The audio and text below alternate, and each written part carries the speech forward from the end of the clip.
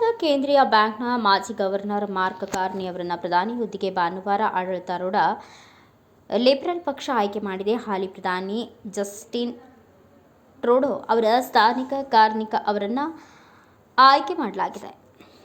April 2ರಿಂದ ದೇಶದ ಆರ್ಥಿಕತೆಯ ಮೇಲೆ ಹೇರಲು ಉದ್ದೇಶಿಸಿರುವ ಸುಂಕದ ಆತಂಕದ ಹಿನ್ನೆಲೆಯಲ್ಲಿ ಅಮೆರಿಕ ಜತೆ ಸಂಘರ್ಷ ಏರ್ಪಟ್ಟಿರುವ ನಡುವೆಯೇ ಈ ಆಯ್ಕೆ ನಡೆದಿದೆ. ಕಾರ್ನಿ ಬ್ಯಾಂಕ್ ಆಫ್ ಕೆನಡಾದ ಮುಖ್ಯಸ್ಥರಾಗಿದ್ದ ಅವಧಿಯಲ್ಲಿ ಕಠಿಣ ಆರ್ಥಿಕ ಸಂಕಷ್ಟವನ್ನು ಸಮರ್ಥವಾಗಿ ನಿಭಾಯಿಸಿದ್ರು.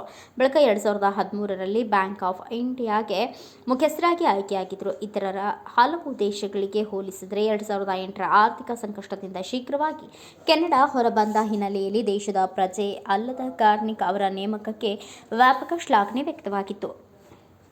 ಕಳೆದ ವಾರ ಪ್ರಚಾರ ರ್ಯಾಲಿಯಲ್ಲಿ ಮಾತನಾಡಿದ ಕಾರ್ನಿಕ್, ಸುಂಕದ ಬೆದರಿಕೆಯನ್ನು ನಮ್ಮ ಜೀವಿತಾವಧಿಯ ಅತ್ಯಂತ ಗಂಭೀರ ಸಂಕಷ್ಟ ಎಂದು ಬಣ್ಣಿಸಿದರು. ನಾವು ಏನು ನಿರ್ಮಿಸಲು ಹೊರಟಿದ್ದೇವೆಯೋ ಅದರ ವಿರುದ್ಧ ಟ್ರಂಪ್ ದಾಳಿ ನಡೆಸುತ್ತಿದ್ದಾರೆ. ನಮ್ಮ ಮಾರಾಟದ ಮೇಲೆ, ನಮ್ಮ ಜೀವನಾಧಾರದ ಮೇಲೆ ಟ್ರಂಪ್ ದಾಳಿ ಮಾಡುತ್ತಿದ್ದಾರೆ. ನಾವು ನಮ್ಮ ಜೀವಿತಾವಧಿಯ ಅತ್ಯಂತ ಕಠಿಣ ಸಂಕಷ್ಟವನ್ನು ಎದುರಿಸುತ್ತಿದ್ದೇವೆ ಎಂದು ಹೇಳಿದರು.